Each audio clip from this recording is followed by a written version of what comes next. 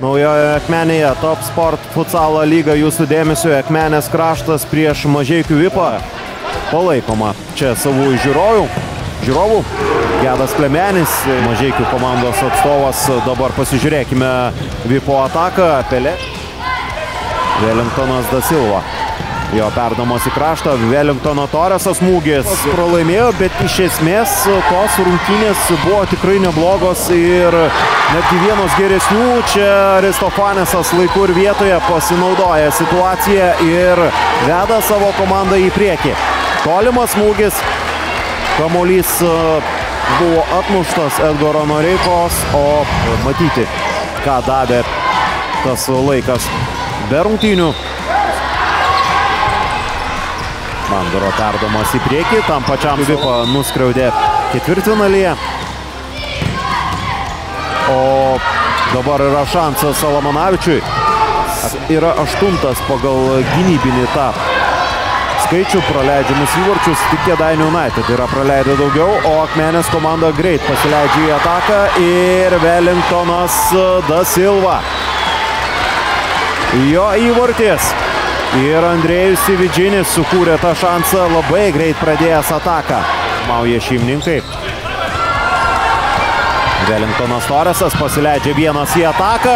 Puikiai žaidžia. Čia gali būti pavojingas.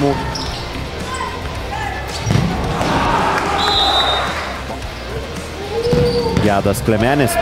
Jo smūgis. Dabar vėl jis tą kamuolį padėjo perimti. Kito šių dviejų komandos susitikimo teks palūkėti. Minevičius ir Mažeikių Vipas štai taip. Trūkteli į priekį Mindaugas Minevičius. Pasižymi savo antrojo sezono įvarčiu. Tomas Pelmanas bando atsidenginėti. Jam vis tik galiausiai atitenka kamuolys ir Artiomas Pelmanas išnaudoja šį šansą. Mažeikių Vipas. Įdomus žaidimas darosi pastarosiomis minutėmis. Veiksmas ir vienur ir kitur. Wellingtonas Da Silva. Neįmuši tu, įmuša tau. Čia be abejo. 3 tikrai stiprios ekipos pagal savo sudėtį ir žaidimas. Turbūt jau nebereikėtų ir stebėtis. Perimtas kamuolys, 3-3. Aivaras Bagočius, o kaip viskas čia baigėsi labai greitai. Sėkmingai Mažeikių Vipo komandai. Kovingomis lygiosiamis. Beje, Domantas Nebilevičius prieš rungtynes ir sakė. Akmenės komanda ten jį laimėjo 2-0, bet antrajame kėlinyje veiksmas labai. Tikrai ne apie lygiąsias prieš rungtynes galvojo. Tokiu metu Vipas su Radviliškiu turi po lygiai taškų. Radviliški savasias rungtynės dar žais. Komanda turėjo galimybę tiesiog neskubėti ir deginti sekundės. Dabar jau tos sekundės dega, atspindi šias rungtynės šis rezultatas. Ir vieni ir kiti nenusipelnė pralaimėti. Pergalė neiškovota, bet ir tokios kovingos lygiosios turbūt tam tikra prasme yra pergalė. Ne, tai šiandien komanda tikrai sukovojo. 1 taškas Akmeniai. Žinom, koks geras varžovas yra.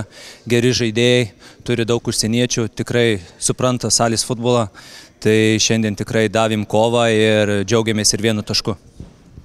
2 skirtingi kėliniai. Kur matytum didžiausią pokytį, jog pavyko laimėti antrąjį kėlinį?